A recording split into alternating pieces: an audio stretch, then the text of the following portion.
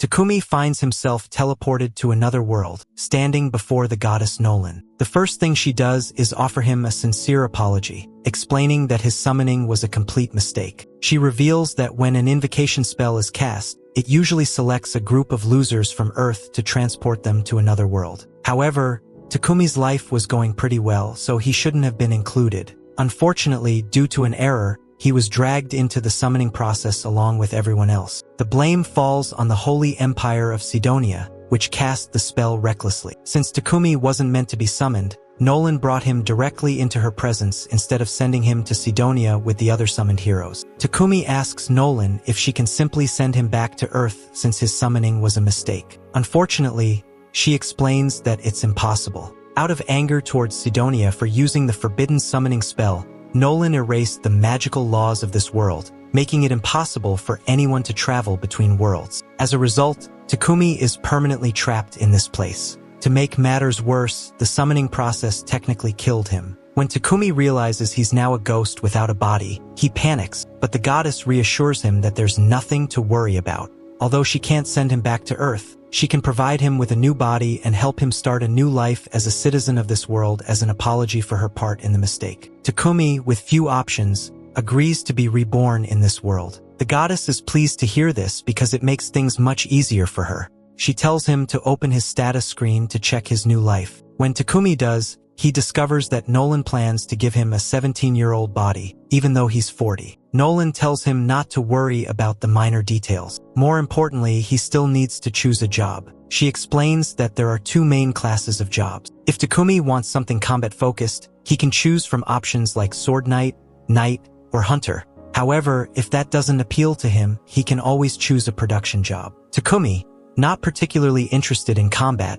chooses a production-focused job. Nolan proceeds to embed the job into his soul, along with several additional blessings, before sending him on his way, completely forgetting to give him any kind of tutorial. Takumi suddenly lands in the middle of a forest, and after struggling to get up, he sees his reflection in a nearby river. It is then that he realizes he has truly become a different person, and to his astonishment, his arthritis has disappeared. Deciding to make the most of his new situation, he checks the bag the goddess left with him and finds food rations and money, meaning he doesn't have to worry about starving for now. Takumi opens his status screen and sees that Nolan really went all out, granting him an impressive array of useful abilities, including elemental magic. He decides to try it out, and as he extends his hand and chants Water Ball, an orb of water instantly forms in his palm. The other elements work just as well, and Takumi is able to use them effortlessly on his first try. With his new magical abilities mastered, he begins to think about his next steps and decides to head to the nearest village. While walking, he finds a nice-looking stick in the middle of the road. Using his appraisal ability, he examines it and discovers that it's high-quality wood from a monster and would be really useful for crafting things like magic staffs and spears. Takumi decides to test his crafting ability and uses the wood to create a spear. The material works so well that he decides to look for more useful plants nearby. He finds a great quantity and spends the next hour collecting them. However, he's unsure what to do with all the plants, as they definitely won't fit in his bag. Just as he's about to leave them behind, he remembers his item box ability and uses it to store the plants. Suddenly, Takumi hears a scream nearby. Moments later, a small girl comes running from the bushes toward him, pleading for help because a monster is chasing her. When Takumi turns to look at the creature, he finds a huge rabbit with horns charging toward him at incredible speed. The rabbit almost runs him over, but in the last moment, Takumi panics and accidentally stabs the rabbit in the head, killing it instantly. He is shocked that a beginner like him was able to defeat such a creature, and assumes it must be thanks to the goddess Nolan's blessing. In reality, it was pure luck. After the fight, Takumi is given the warrior job title, much to his displeasure, as he was hoping to avoid combat altogether. However, he puts that aside for now and checks to see if the girl is okay. She introduces herself as Molly and reassures him that she is fine, explaining that she was gathering herbs but wandered too far from the village of Boar and ended up being attacked. When Molly mentions the village, Takumi becomes excited and asks if he can go there. Molly agrees to guide him but first points out that rabbit meat is delicious and asks if he plans to take it with him. Realizing it would be a waste to leave it behind, Takumi stores the rabbit in his item box. Only then does he realize he's just revealed his item box ability to Molly, something he intended to keep a secret. Resigned to his horror, Takumi follows Molly as she begins their journey toward the village. Meanwhile, the other people who were summoned have just arrived at the Sidonia Empire, and they are incredibly confused about what is going on. None of them are injured, but they have no idea where they are. Suddenly, they hear someone calling them heroes. A woman approaches, and she tells them that they are no longer in their original world, and that they have been summoned to use their power as heroes to save this world. She introduces herself as the Empress of the Sidonia Empire, Elizabeth, and the expression on her face makes the young people realize that she is highly suspicious. At that moment, the unique ability of one of the girls activates, and it seems that the goddess granted her the blessing of revelation. If she follows her instincts, the correct answer will come naturally. At that moment, Akane's instinct tells her that Elizabeth is a traitor, so she cannot trust her. Later, when Takumi arrives in the village of Bard, Molly's parents come out to greet him and thank him for rescuing their daughter. Molly's father introduces himself as Bunga, while her mother is named Martha.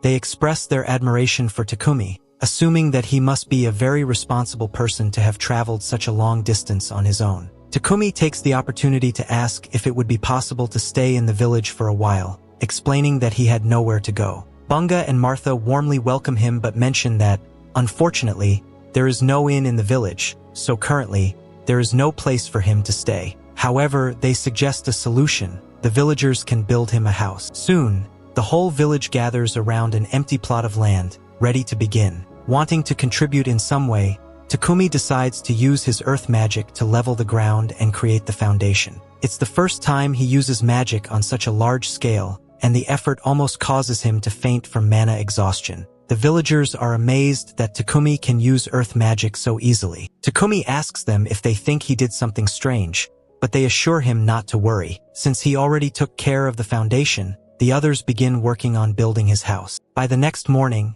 Takumi's house is finished. Thanks to his carpentry, blacksmithing, and sewing skills, Takumi manages to make a good set of furniture for himself, but there's something else he has wanted to try. He received a bunch of minerals from the village blacksmith, Boron, and wants to try using alchemy to extract metal. He encounters iron, silver, copper, and even magical iron ores. He starts with iron and decides to try making a bar. Normally, this process would require a large furnace and several hours of work, but thanks to his alchemy skill, he can do it instantly. However, the process consumes a significant amount of his mana. His first attempt at extracting the mineral is a success, and Takumi is excited by the result. Eager for the possibilities, he decides to extract as much as he can to have enough materials to work with later. After a few hours, Molly stops by Takumi's house to bring him some dinner. When she opens the door, she is horrified to find him collapsed on the floor, completely exhausted. It turns out that Takumi had overexerted himself with the mineral extraction and had come dangerously close to dying from mana exhaustion. Fortunately,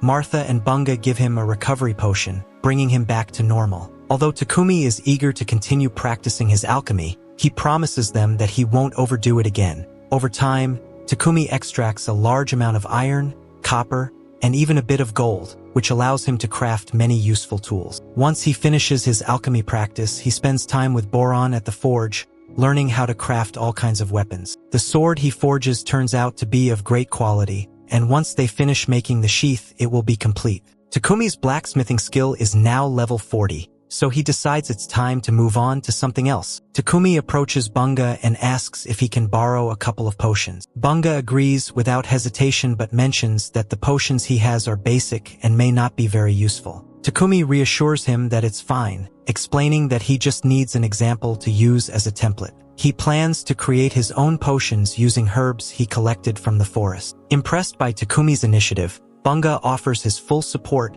and even says he'll buy some potions from him once the first batch is ready. Takumi thanks Bunga and, with the basic potion in hand, begins to craft his own version. He uses kilcock leaves and water to create it, carefully following his process. Once finished, he pours the concoction into a glass vial and compares it with the one Bunga provided. Both are blue, but the potion Takumi made is noticeably more blue and seems to contain traces of magic. Despite its promising appearance, Takumi is unsure if it's a success. He knows he needs to test it to confirm that it's safe, but the thought of potentially poisoning himself makes him hesitant to take the risk. To develop tolerance to the poison, He decides to eat anything questionable he can find until he's on the brink of death, and then uses healing magic to recover. After a couple of hours of this self-destructive experiment, he feels absolutely terrible. On the bright side, healing himself so many times has granted him the purification skill, which will definitely be useful at some point. While Takumi is recovering,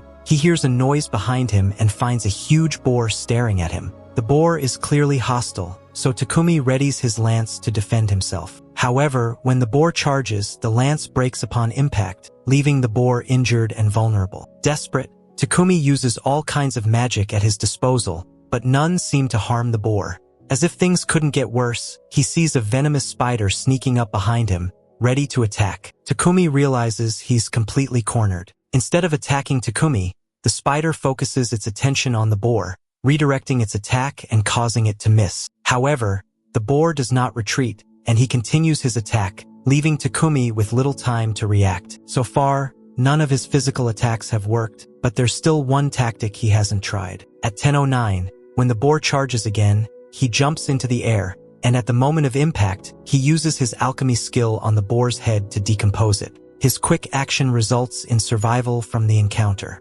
Now that he's safe, Takumi decides to check on the state of the spider, since it helped him earlier. The spider is in very bad condition after being struck by the boar. Takumi decides to heal it so it doesn't die. Afterward, he stands up to return to the village but receives a notification saying that he has successfully tamed the spider. He hadn't realized that it was possible to tame a spider but hesitates to take it with him since spiders are considered dangerous monsters. The spider looks at him with an adorable gaze, its sweet little eyes, and despite everything, Takumi decides to accept it as his pet, officially naming it Maple. Soon after, Takumi returns to the village, proudly showing the huge boar he managed to kill. The villagers are impressed by his feat, but their amazement grows even more when they see the spider he's tamed. No one had ever done anything like that before, leaving them in awe of Takumi's abilities. Setting that aside, Takumi suggests the villagers share the boar because there's no way he can finish it alone. That evening, the village organizes a grand feast in his honor. While everyone enjoys the festivities, Banka approaches Takumi with valuable boar materials and advises him to sell them in the nearby city of Bolton.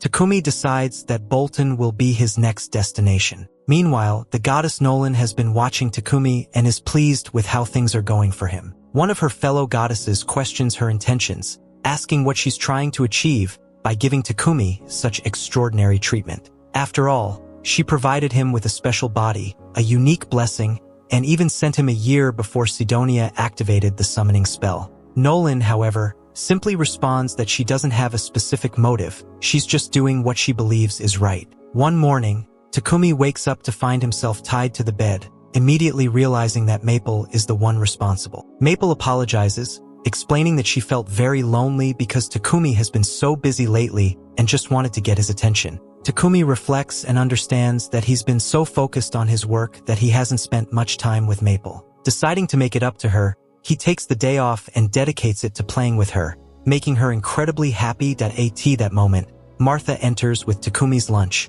It seems something strange is happening between Takumi and Maple, but Takumi reassures her that it's not what it seems. Martha believes him, but she can't help noticing how beautiful the silk Maple produces looks. She plans to extract as much silk as possible from the spider. Later that day, Martha manages to create a shirt made of spider silk, and all the women in the village are fascinated by the fabric's texture. Takumi is surprised to learn that spider silk is in such high demand. The women explain that spider silk is considered a luxury material, generally accessible only to nobles. Martha asks Maple if she can produce more silk for her. Maple begins to release it, but the process is slow and complicated, meaning she won't be able to play with Takumi for a while. Takumi is a little disappointed, as he wanted to spend more time with Maple, but he understands and has other things to do, so it doesn't bother him too much. About a month has passed since Takumi arrived in the village, and he plans to head to the city to study alchemy. However, he can't easily say goodbye to the villagers after spending so much time with them. Takumi heads to the blacksmith shop to meet Torin and continue perfecting his blacksmithing skills. In no time, they manage to craft a chest plate that fits Takumi perfectly, along with a pair of boots with iron tips. Burrow mentions that the boots might come in handy if Takumi ever needs to kick something, but Takumi quickly clarifies that he has no intention of fighting since his real goal is to become an alchemist. At that moment, Banka appears, happy to see that Takumi's armor is finally finished. However, he admits that he's going to miss Takumi when he leaves. He knows Takumi can't stay here forever if he wants to expand his production business. It's logical that he heads to the city, where he can sell more products and get a reliable supply of materials. A merchant from Bolton will arrive in the village in a few days, so Banka arranges for Takumi to travel back with him to Bolton.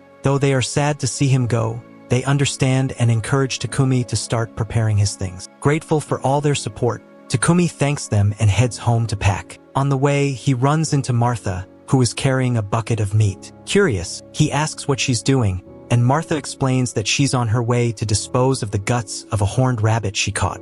Banka mentions that although the guts are considered the tastiest part of the rabbit, they require careful processing to remove any diseases or parasites. This village doesn't have the necessary equipment to do it, so the meat has to be thrown away to prevent anyone from getting sick. However, Takumi tells her that it won't be necessary since he can purify the meat. He crouches down and uses purification magic to make the meat in the bucket safe to eat. Though Martha is grateful, she's also surprised that Takumi can use light magic. She warns him that he probably shouldn't reveal he can use light magic when leaving the village, as very few people in this world are capable of it.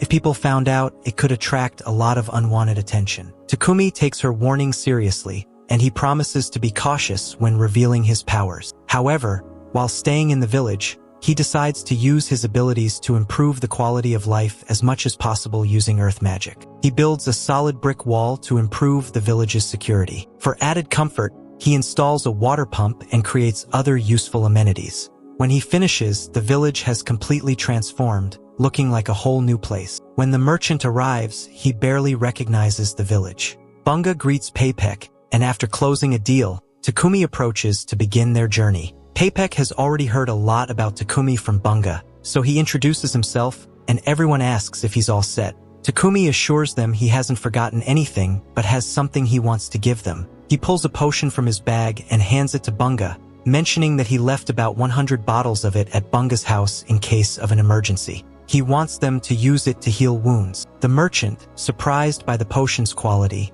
asks to examine it more closely. After inspecting it, he confirms it is a high-level potion. Soon, the villagers gather to say goodbye to Takumi. Peipek says he'll wait for the farewells to finish before leaving. Molly says goodbye to Maple, who is sleeping in Takumi's sack, and Martha gives a gift she made for her and the other women, a spiderweb fabric. Takumi is truly grateful for their thoughtful gift and thanks them again for being so kind, despite not knowing him for long. He climbs into the cart, and the villagers give him a warm and emotional farewell, assuring him that he will always have a place in their village. As Peipek and Takumi head toward Bolton, the merchant comments on how much the villagers value Takumi. Even the others in the cart can feel that Takumi was like family to them, and the farewell deeply touches Heath's heart. By the way, the group heading to Bolton introduces themselves. The blonde boy is Heath, the redhead is R, and the dark-haired man is Boger. They are part of a rank group called Lion Fang, and are serving as Peipek's bodyguards. However, the region is quite peaceful, leaving them with little to do.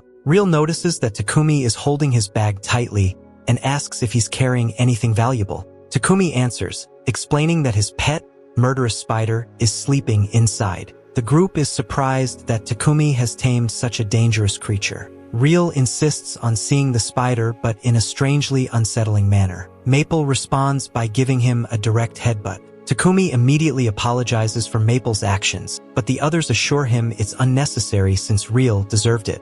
In fact, Heath jokes that after meeting Real, Maple might end up fearing all humans. However, this doesn't seem to be the case, as she seems to have taken a liking to Boger. As everyone begins admiring Maple, the merchant calls Takumi to the front because he wants to talk about the potion he saw earlier. He asks if he has more available because if so, he'd love to buy some. Takumi doesn't mind selling potions to Peipek, but suddenly, their horse stops, and it seems there are problems ahead. A horde of goblins surrounds the carriage, ready to attack, which is bad news. The group seems excited to finally have the chance to take action. They tell Takumi and Peipek to relax and leave everything to them while they head into the field with about 20 goblins scattered around. They're confident in their abilities and rush into battle. Real eliminates the goblins from a distance with his bow, while Boger and Heath handle the rest up close with their mace and axe. It doesn't take long before they've wiped out all the goblins. Then they get to work dissecting the creatures to recover the magic stones. Shortly after,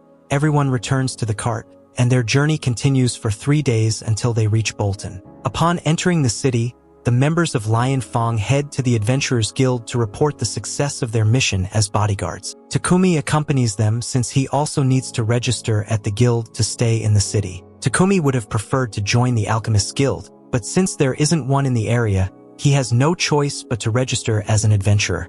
Hans, the receptionist, explains that the Adventurers Guild card can serve as identification. As long as he completes at least one simple mission per month, the card will remain active. Takumi proceeds to register as an adventurer and presents Maple as his pet.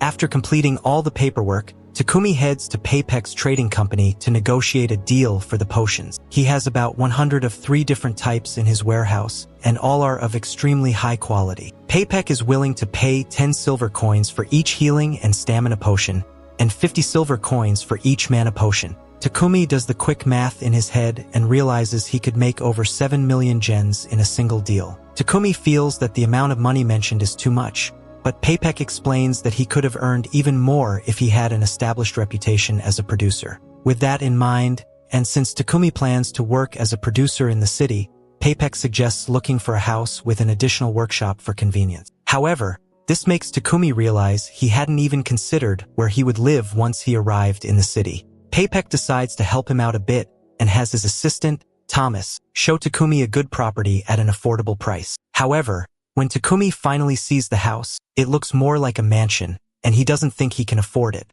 Thomas assures him that the mansion is quite affordable and guarantees that there are no ghosts there, so he has nothing to worry about. Takumi sees the connected workshop and begins to seriously consider buying it, as it would be ideal for his work. With the money he earned from selling potions to Paypek, he has enough to afford it. After thinking about it for a while, he decides to go ahead and tells Thomas that he'll buy the mansion. Thomas is pleased to hear this and says he'll start the paperwork right away so that Takumi can move in tomorrow if he wants. While walking through the city streets, Takumi notices an unpleasant smell in the air. Thomas notices that the smell bothers him and explains that it comes from the sewers. Wealthy people use magic purifiers to clean their waste, but the main sewers of the city lack this luxury. Magic purifiers are incredibly rare, only found in ancient ruins or dungeons, making them too expensive to install in the city's sewer system. Although priests are occasionally hired to manually purify the sewers with magic, they remain dirty most of the time.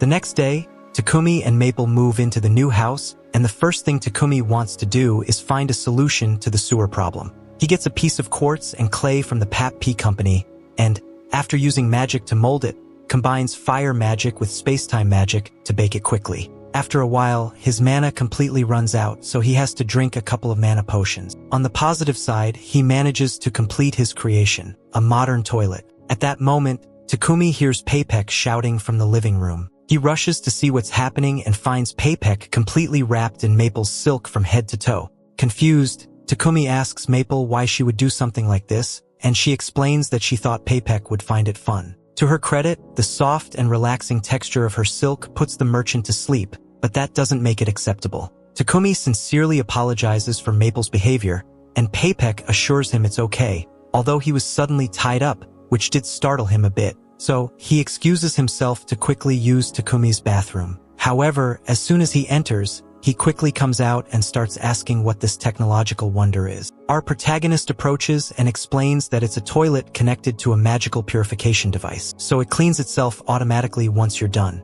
Basically, after using it, purification magic breaks down the waste into inorganic materials, which are then expelled through the drain. The system makes sense to Paypek, but he points out that the only way something like this could have been created is by someone with an aptitude for light magic. This makes Takumi realize he may have made a mistake, as Martha had explicitly warned him against using light magic. Worried, he asks Paypek to keep this a secret. Understanding Takumi's concerns, Paypek agrees not to say anything. However, he's so impressed that he insists on having some of these toilets and asks Takumi if he could make 100 of them. Our protagonist hesitates, as making just one toilet was a lot of work, but since Paypek insists so much, Takumi agrees to do it, as long as Paypek can provide the materials. The merchant is very happy to hear this, but can't expect Takumi to make all those toilets by himself. Therefore, he suggests that Takumi should make a slave contract. Takumi is shocked by the suggestion, as he would never consider having a slave. Paypek explains that if Takumi wants to keep his abilities a secret, having a slave to help him might be the safest option, since slaves are bound by contract to keep secrets. He emphasizes that possessing an aptitude for light magic is an extraordinary rarity, meaning divine favor, which would likely attract the attention of the Church of Divine Light. The Church could do everything in its power to force Takumi to work for them, making discretion even more critical. The Church gains a lot by monopolizing purification magic, so Paypek doubts they would be pleased to know that commoners could have access to cheap purification through Takumi's toilets. However, Paypek has an idea on how to avoid the Church, so Takumi doesn't need to worry about that for now. The most important thing is to make sure the Church doesn't discover his light magic. That's why Paypek insists that getting a slave would be the best option for him. Takumi remains firmly against slavery and declares that he'll handle everything himself.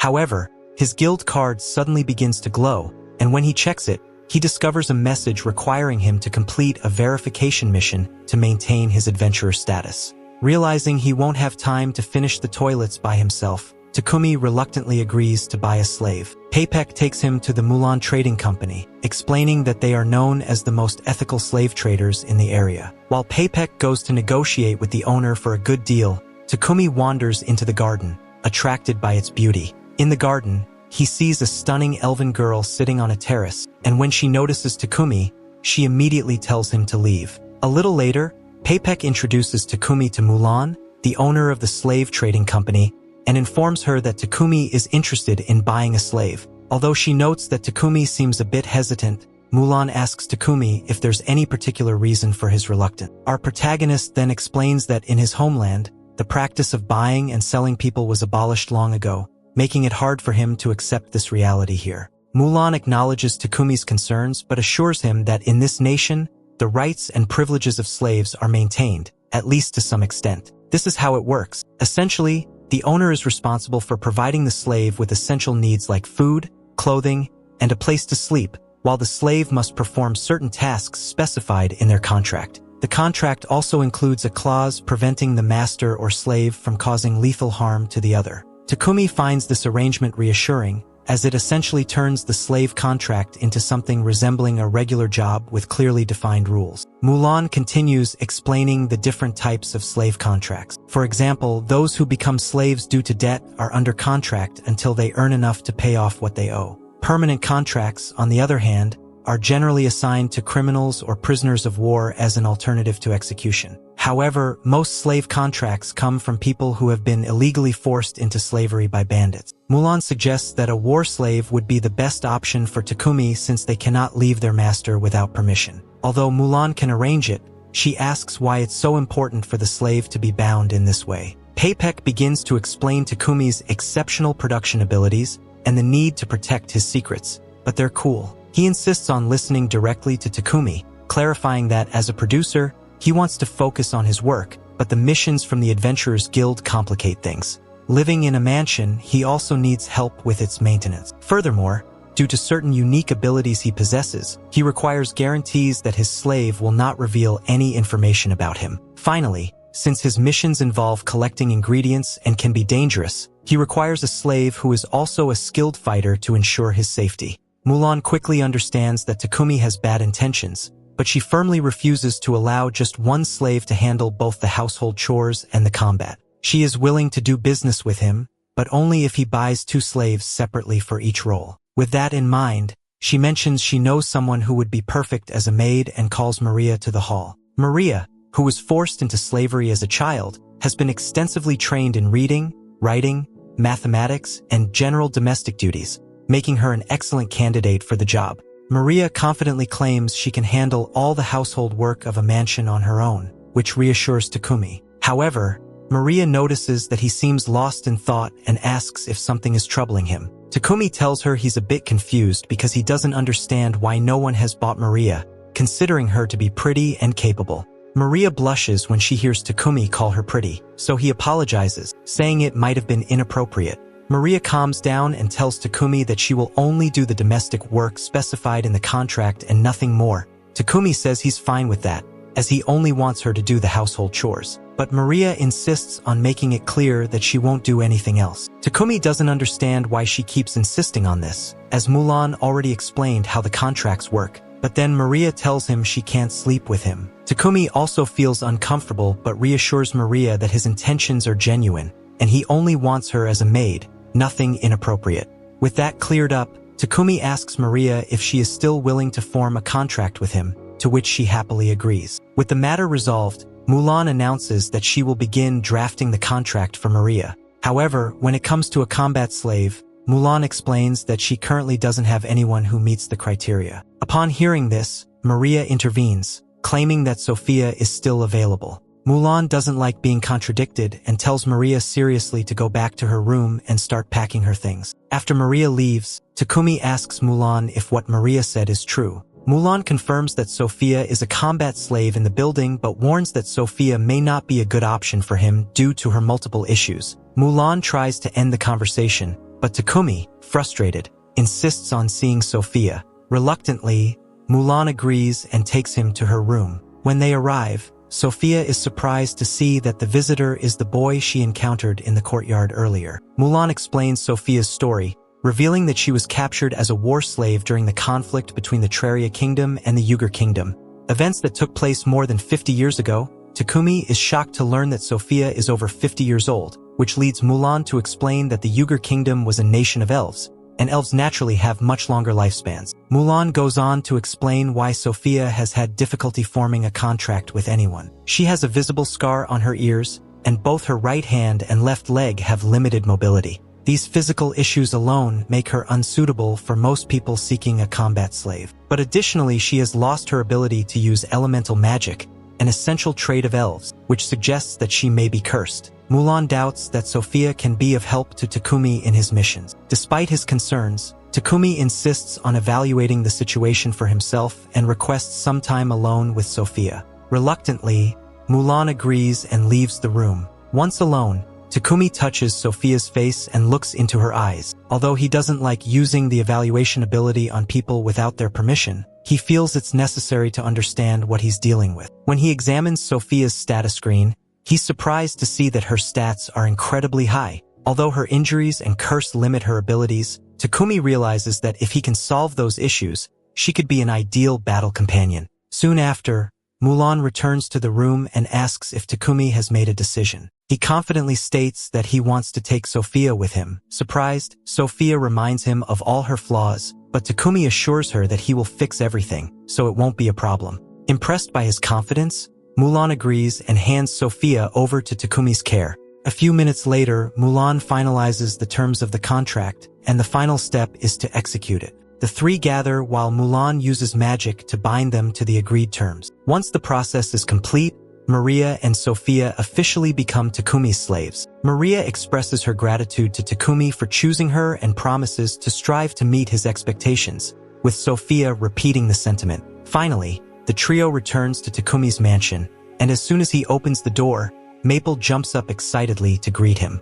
Concerned for Takumi's safety, both Maria and Sophia immediately tense up, with Sophia preparing to attack. However, Takumi quickly stops her. He explains to them that Maple is actually his pet killer spider. Although they are confused by the revelation, both decide to accept it and act as if it were completely normal. Shortly after, Takumi shows Sophia and Maria one of the empty rooms in the mansion. They both like it a lot, so Takumi tells them that Sophia can stay in that one and Maria can take the room next door. Neither of them can believe that Takumi is willing to give them their own rooms, but since he isn't using them anyway, he thinks it would be nice for someone to make use of them. There is also a large bath, so he tells them that once they finish unpacking, they can use the bathroom whenever they want. Maria is really excited about that. Later, while they're taking a bath together, Maria comments on how happy she is that Takumi decided to buy Sophia too. Sophia admits that she never thought Mulan would let Sophia go, since Mulan had spent the last 50 years refusing to sell her,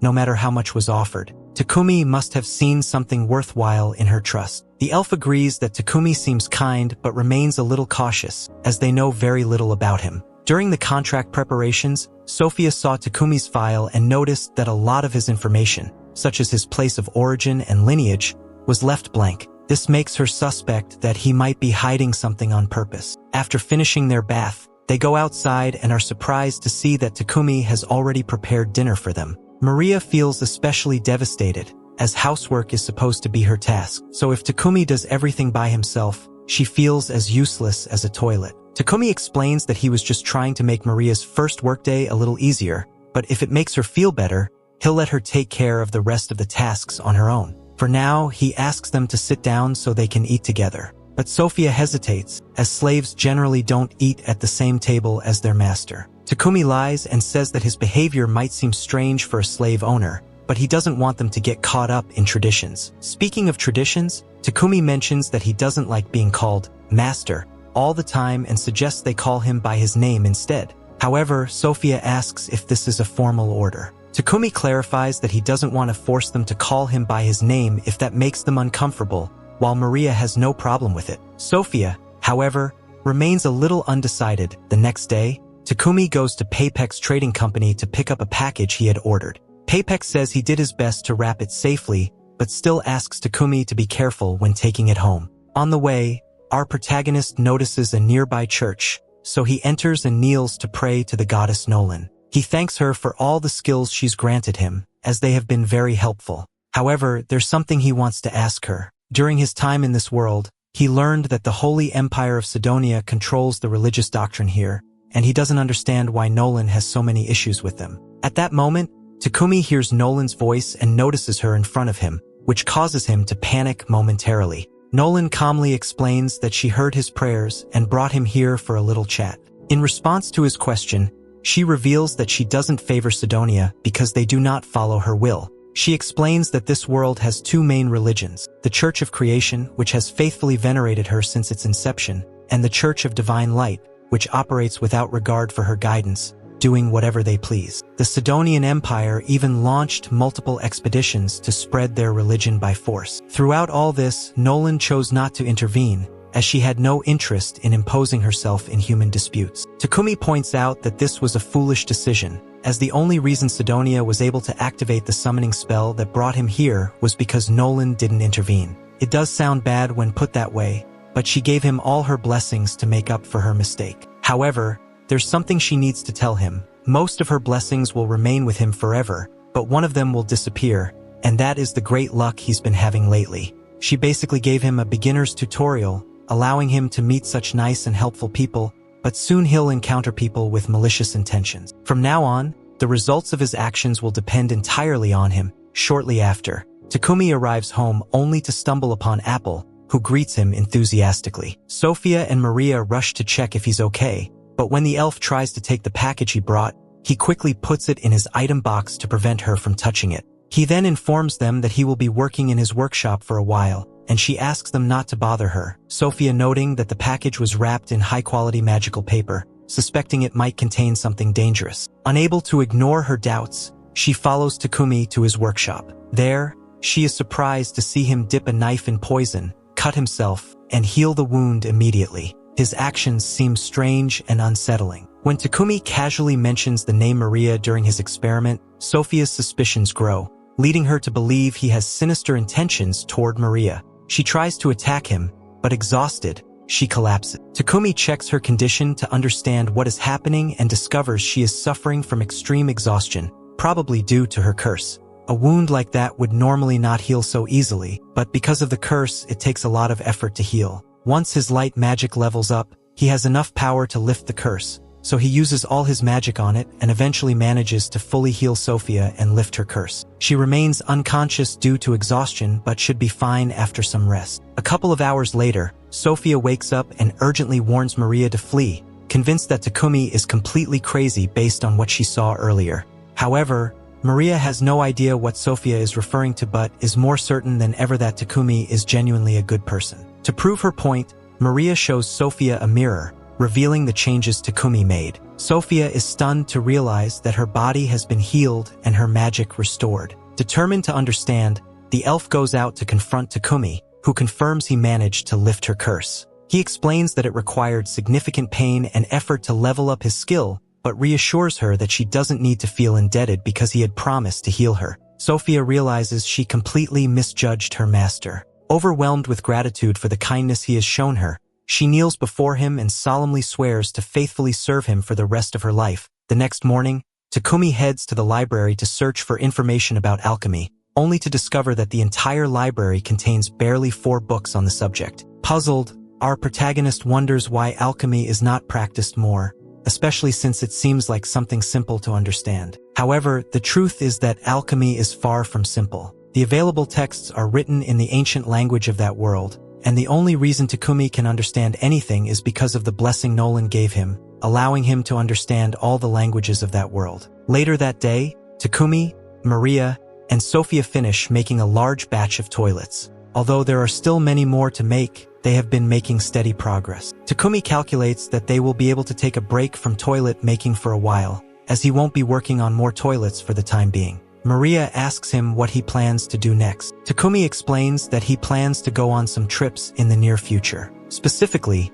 he wants to search for new ingredients for alchemy, enjoy the unique landscapes of the world, and even explore some ruins along the way. He has already decided to take Sophia as his bodyguard, so he'll need Maria to stay behind and take care of the house while he's away. However, Maria isn't thrilled with the idea and asks Takumi to let her accompany him on the trip, but he doesn't think it's a good idea since the journey is likely to be dangerous. Also, he mainly hired her to care for the mansion, so taking her with him would go against the purpose of having a servant. While Maria understands his reasoning, the thought of being alone in the mansion makes her feel incredibly lonely, so she begs Takumi to reconsider. Our protagonist feels guilty for leaving Maria alone, but, before making a decision, decides to check something. He takes Maria's face in his hands and uses evaluation to examine her stats. To his surprise, Maria turns out to be quite impressive. Her skills are excellent, not overly powerful but definitely strong enough to defend herself in a fight. With that,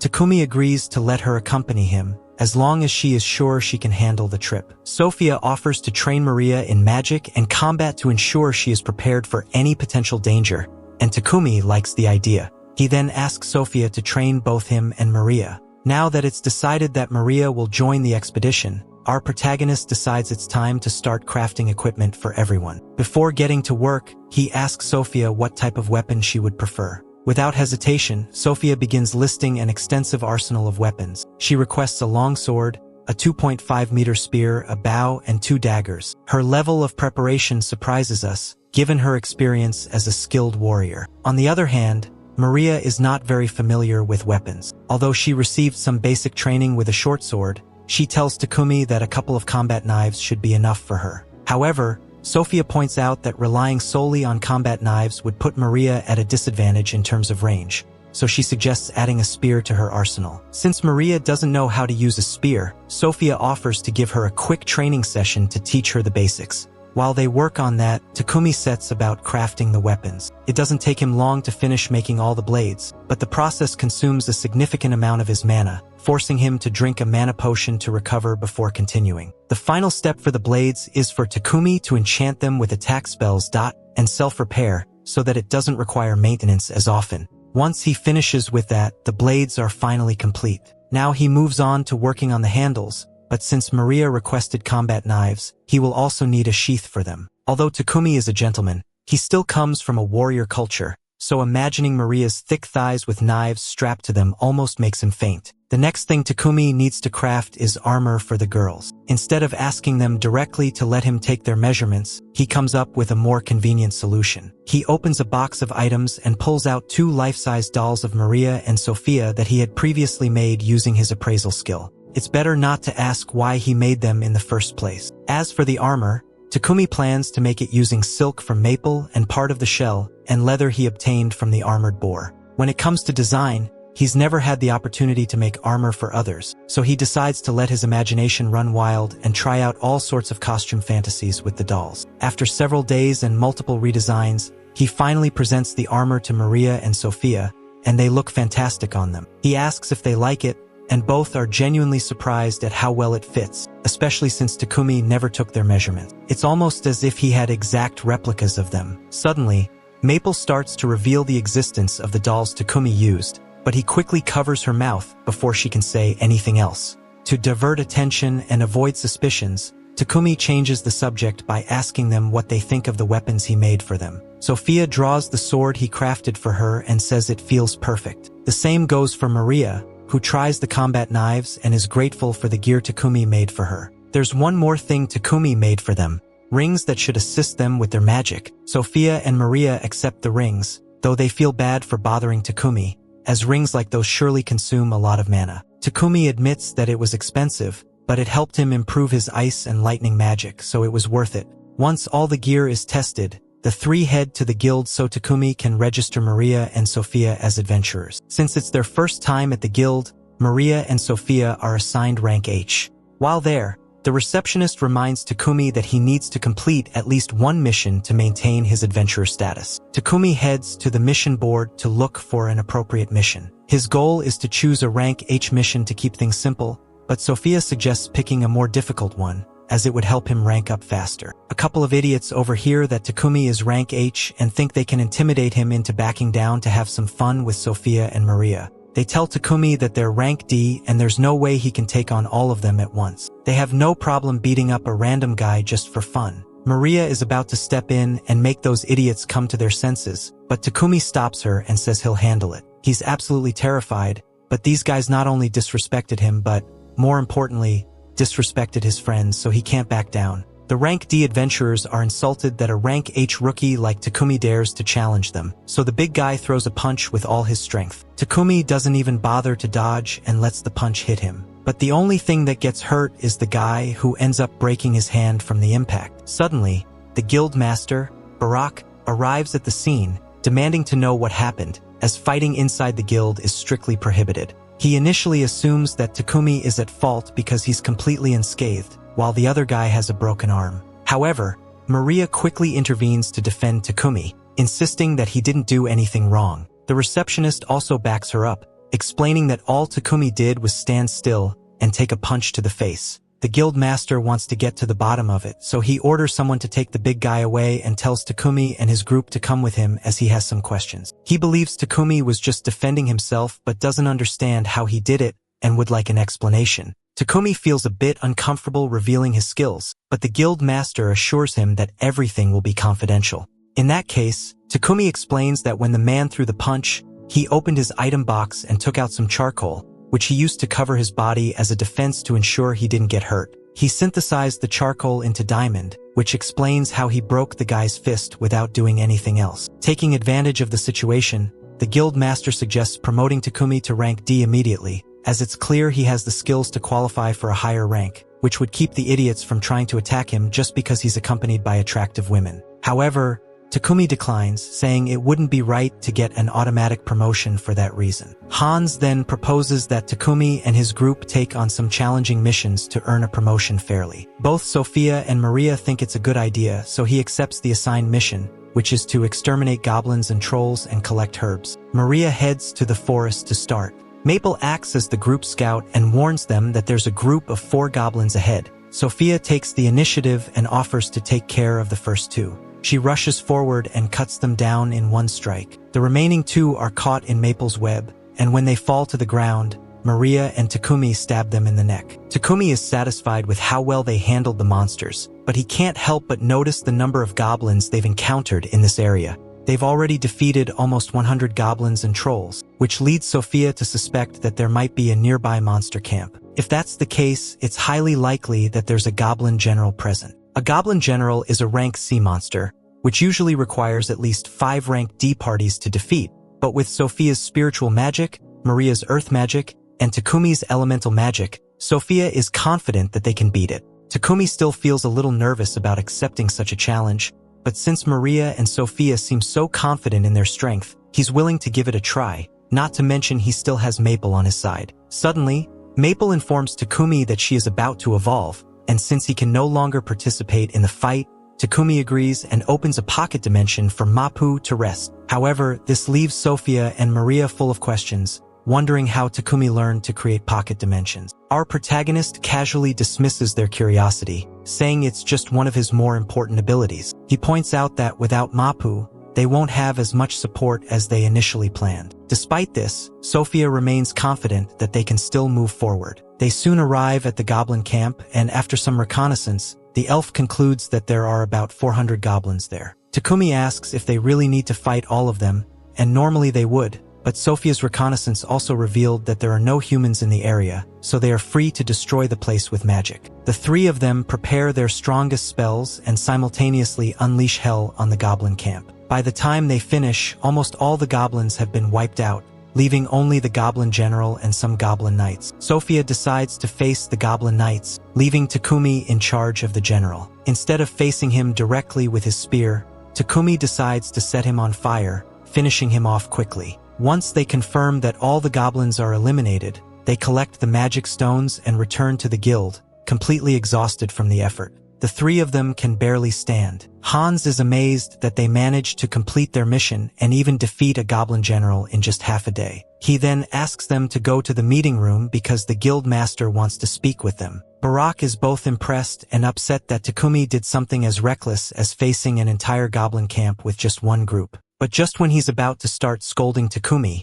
his pocket dimension opens and Mappu emerges. Now she has evolved into an arachnid, and everyone is excited to see her new form. At that moment, Barak decides to overlook the whole reckless battle issue since clearly, Takumi's group is not normal. When they return home, Maria asks our protagonist if he has any leftover fabric to make underwear for her and Sophia. However, Takumi has a much better design idea and offers to make them himself. Just then, Mappu emerges from the pocket dimension and informs Takumi that Papek has come to see him. Our protagonist goes to meet him and learns that Marcos Godwin, the Lord of Bolton, has requested an audience with him. Although Takumi would prefer to avoid meeting with Marcos, the circumstances leave him with no choice. Takumi eventually arrives at Godwin's castle, and fortunately, Godwin turns out to be a reasonable man. The first thing he does is express his gratitude to Takumi for creating all those toilets, which have significantly improved the town's hygiene.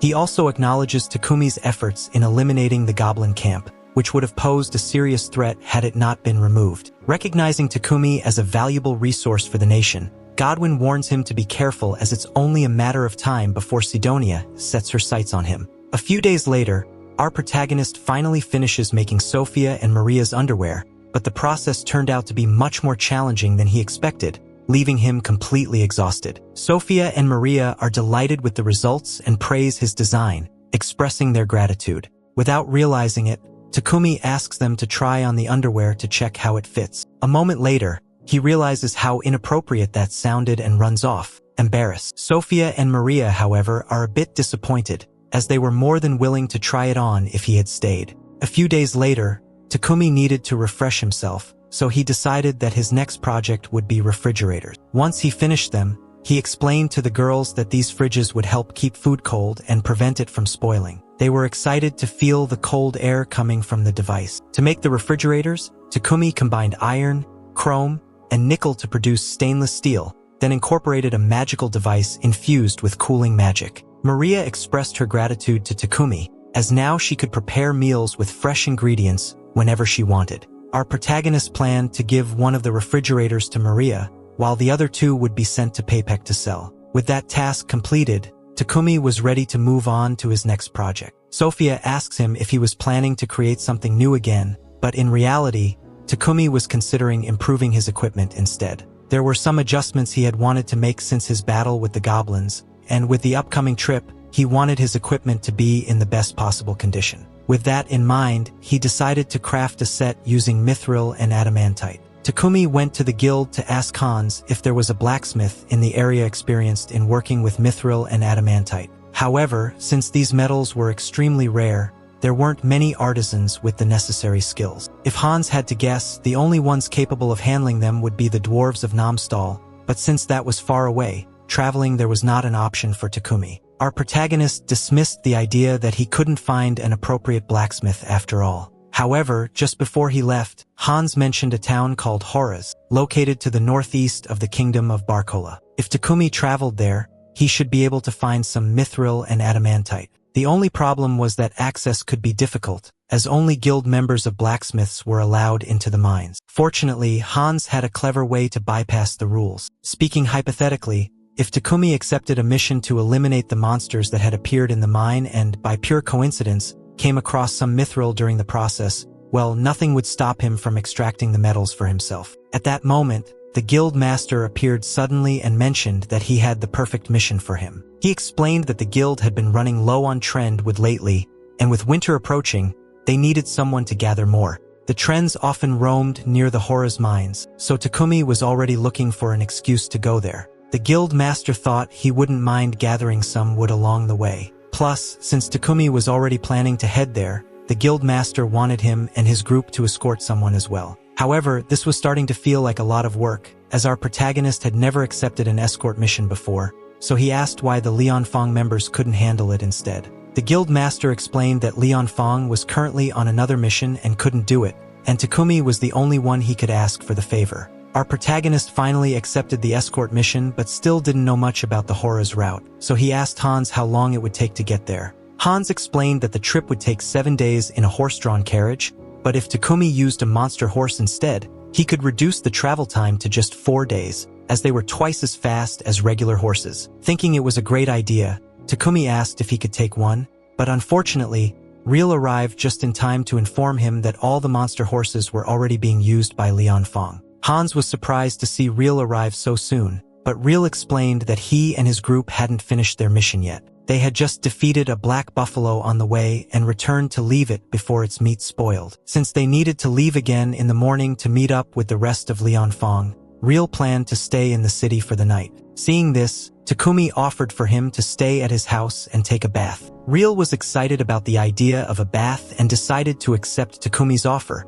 Our protagonist was happy to hear this, but he actually needed to go to another place afterward, so he told Real he could wait at his house. However, Real said he would prefer to accompany him instead. In that case, Takumi allowed him to accompany him to Peipek's company, and while there, he managed to persuade Peipek to lend him a couple of monster horses for his mission. However, in exchange, Peipek asked Takumi to sell him some of the rare minerals he managed to find in the Hora's mine. Additionally, regarding the fridge he had brought earlier, Peipek really liked it, so he asked Takumi to make more when he returned from his mining trip. Meanwhile, during Takumi's mission, Sophia began to seriously worry that something might have happened to him since he still hadn't returned. Later that night, our protagonist returned home along with Real, and he blamed himself for dragging him into such a long task, even though he must have been tired from his trip.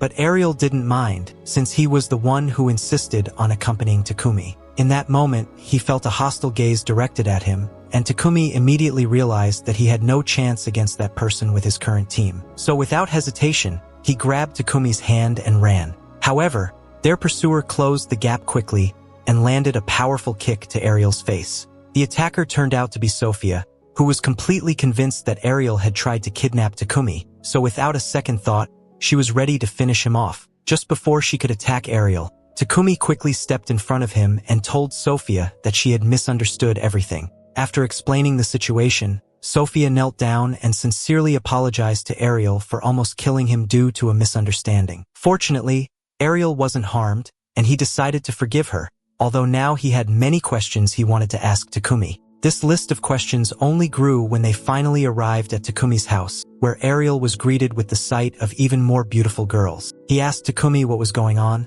and Takumi explained that he needed a servant to take care of the house and someone to protect him, which is why he hired Sophia and Maria. Then there was Maple, who at some point had evolved. Ariel got excited seeing Maple again in her new form, and although Maple remembered him, she still didn't like him. Ariel despaired as he realized that both Boger and he were already married, and even Takumi had 2 girlfriends while he was still single. However, Takumi quickly corrected him, clarifying that he wasn't dating Sophia or Maria. Taking advantage of the opportunity, Ariel decided to try his luck and ask Sophia if she had ever considered dating him, but she immediately rejected him, and Maria did the same. So Ariel was defeated once again. A little later, while Ariel was crying in the bathroom, Takumi spoke to both Sophia and Maria about the mission he had accepted to extract mithril and adamantite. Sophia thought it was a good idea since Trent wood was a valuable material, and since everyone agreed, Takumi said they would depart in 3 days. The next morning, Ariel left to meet the rest of Lanfag. Once he was gone,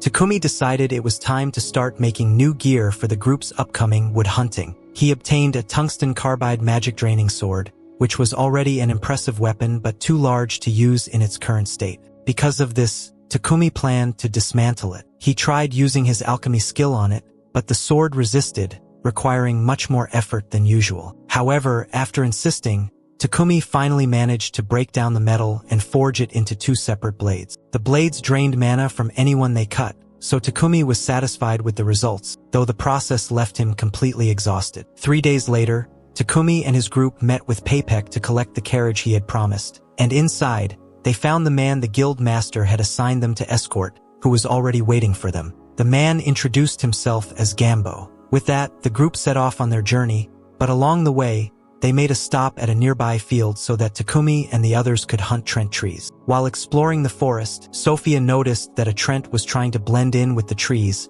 and quickly pointed it out to Takumi. Without hesitation, he charged forward to take it down. The Trent tree tried to counterattack, but with Sophia and Maria covering him, Takumi was able to defeat it easily. However, that was just one Trent. There were an entire forest full of them. Fighting each one individually would take too much time, so Sophia suggested they use magic, and it seemed to be working quite well. However, they were soon confronted by an ancient tree, and no matter how much magic they used to attack it, it kept regenerating. The only way to defeat it was by cutting its main body in one blow. So, Takumi had Sophia cover his sword with fire while he attacked, with her and Maria providing backup. Working together, they finally managed to defeat the leader of the Trent trees. With that, their Trent hunting was complete, and they could continue their journey. When they arrived in Hours, the group headed to the local adventurers guild. Once there, Gambo pointed out a mission asking adventurers to exterminate iron moles in the mines. These creatures fed on minerals, making them a significant threat. By accepting the mission, they would get permission to enter the mines. Soon after, the group was inside the mines, extracting minerals, and they were lucky enough to find some mithril and adamantite. However, the minerals attracted some mole monsters from underground, so they had to prepare for a fight. Just before the mole emerged, Takumi took a moment to think and quickly devised a clever plan. The moment the iron mole surfaced, he cast a flash of light magic at it, and instantly, the creature collapsed, becoming an easy target to finish off. Although Takumi's method was undeniably effective, Sophia and Maria couldn't help but feel a little disappointed, as it meant they wouldn't get the chance to fight. Since the mining expedition was a success, everyone returned to Bolton a few days later. Once there, Takumi visited Gambo's shop to learn how to work with the mithril, and Adamantina Camo explained the processes of extracting metal from ore, and after much effort, our protagonist managed to create refined mithril and adamantine. He began using them to craft all sorts of equipment imbued with magic. When Takumi finished making the new equipment, he handed it to Maria and Sophia for them to try. The girls were amazed at how much more resistant their armor had become, and to their surprise, it even had magic embedded. Takumi explained that he had imbued their equipment with magic that complemented their respective elemental affinities. As for his own armor, he had enchanted it with something called Thunder, a skill that greatly enhanced agility, allowing him to move at incredible speeds. However, when Takumi tried to do something impressive to demonstrate how fast he was, he ended up crashing face first into a wall. Next, Takumi presented the new weapons he had crafted, along with the enchantments he had added. Both Sophia and Maria were thrilled with their new spears, but Sophia had a special request. She was willing to give her life to protect Takumi, so she asked if he could forge a shield that would allow her to defend him more effectively. Takumi thought it was a good idea but reminded Sophia that she should value her own life just as much as she valued his. The goddess Olin had been watching Takumi all along,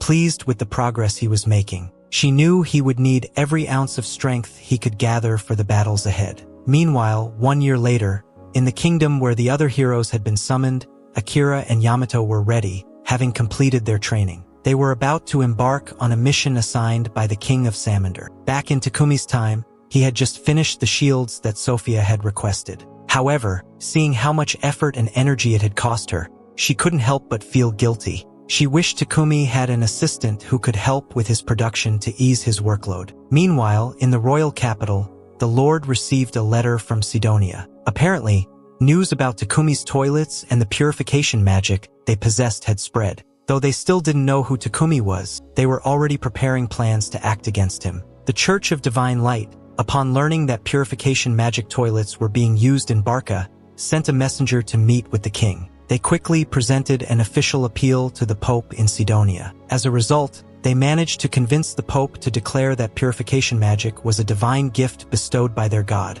meaning they should have the right to use it.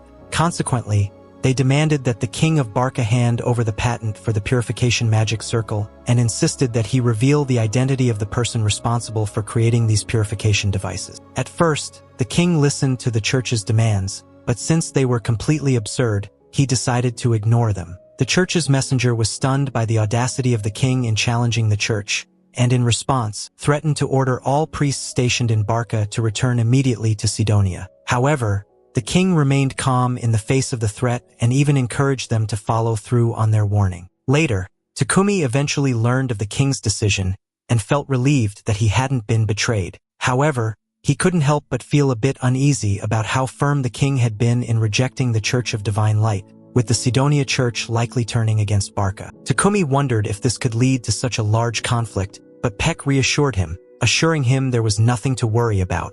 After all, the Church of Divine Light wasn't the only religious group in the world. There was also the Church of Creation. While the Church of Divine Light had a lot of influence in the country, there were many followers of the Church of Creation, so its absence wouldn't be a major loss. Additionally, the priests of the Church of Creation offered healing magic to anyone who needed it, whereas the Church of Divine Light charged exorbitant fees for any sacred magic. Since the Church of Divine Light was backed by Sidonia, Takumi would likely have to stay away from them from now on, but that's just how things worked. Anyway, the reason Peck came to see Takumi today was because he had previously shown the king the golden eel and Takumi's refrigerator, which impressed the king so much that he asked Peck to bring Takumi for a meeting. Our protagonist felt a bit nervous about meeting someone as important as the king, but Peck reassured him that it wasn't an order. He was free to decline the invitation if he wished. In fact, Peck really hoped he would accept, as it would greatly benefit his company's relationship with the royal capital. Takumi finally agreed to the meeting,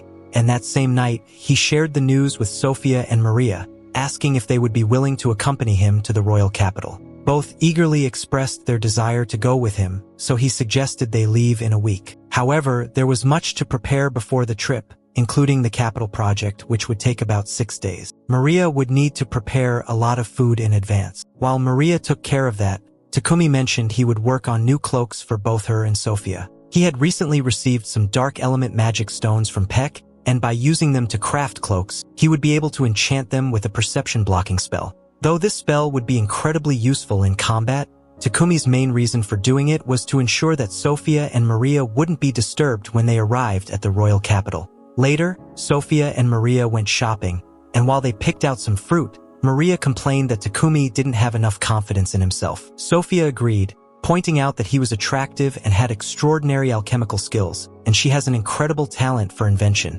She continues excitedly listing all the great qualities of our boy. But Maria can't help but notice how excited Sophia gets when talking about him. This leads her to suspect that Sophia might actually be in love with him. Sophia quickly denies having impure thoughts and says that she only loves Takumi as her teacher, but Maria knows a love story is unfolding. Meanwhile, back at the village church, Takumi kneels before the statue of Nolan to offer a prayer. It doesn't take long before a radiant light surrounds him, and suddenly he finds himself in the domain where she warmly greets him. It's been a while since she last saw him, and she learned of his invitation to the royal capital. So, if he's here to pray for a safe journey, she says that he really should have brought her an offering. Takumi explains that he's actually there because he has some questions. The Church of the Divine Light worships a goddess named Anat, so his first question is whether there's really another goddess besides Nolan. Nolan firmly states that she is the only true goddess in this world. But if that's the case, he asks, then what is Anat? Nolan doesn't want to reveal too much, so she simply says that he'll find out when the time comes. Since he's there,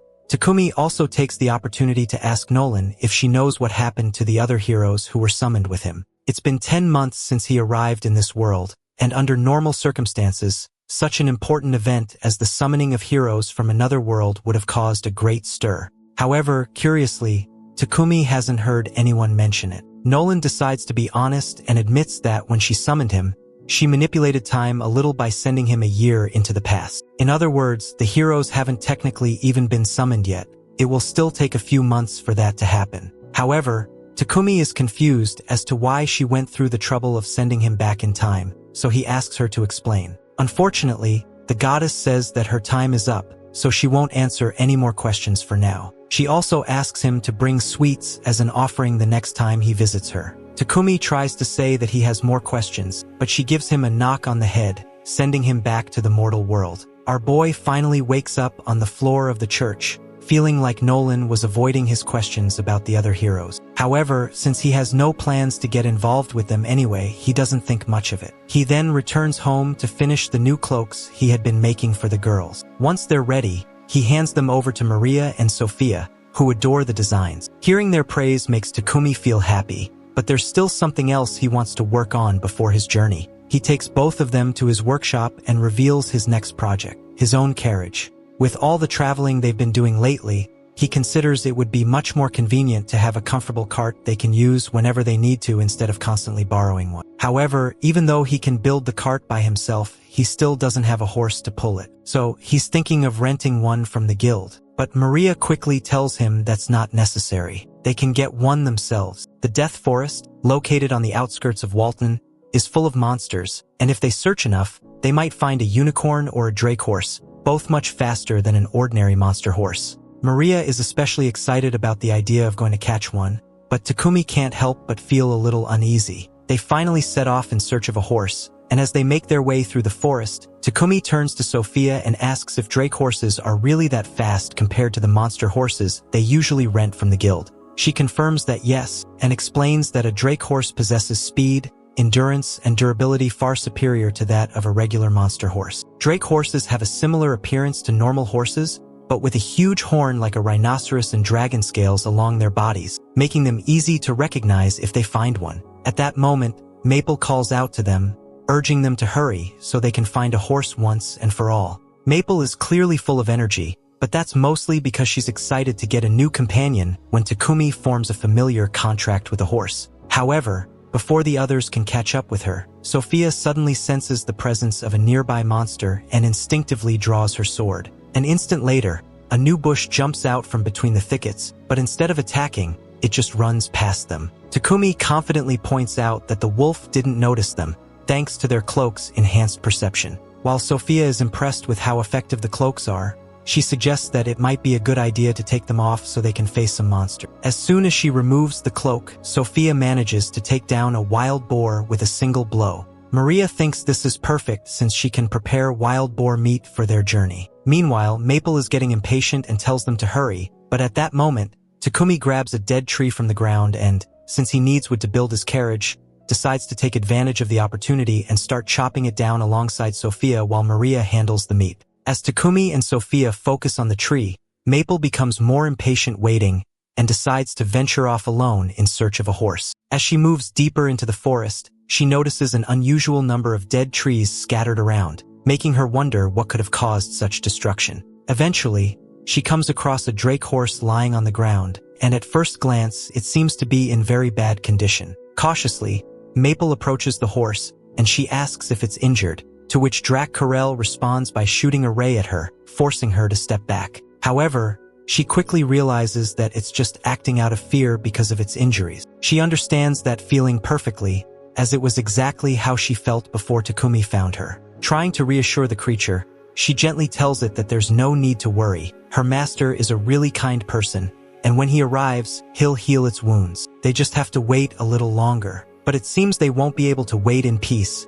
as suddenly two termite monsters appear, and they don't seem friendly. Mapo realizes the termites are responsible for the horse's injuries, so she uses her webs to trap them and throws their bodies in front of the horse to electrocute them. However, there are many more termites in the area, and they could be in serious trouble. To protect herself and Drac Carell, Maple quickly weaves a silk barrier. Although she manages to buy some time, she knows the termites will eventually break through. Desperate, she tries to call Takumi, trying to establish a connection with him, but she gets no response. Growing more anxious, she starts to fear that Takumi got so caught up with the wood he found that he completely forgot about her. As desperation takes over Maple and the termites finally break through the barrier, she closes her eyes and prepares for death. However, when she opens them again, she finds Takumi standing in front of her, and the relief she feels is indescribable. Maple throws herself into his arms, completely grateful that he came to save her.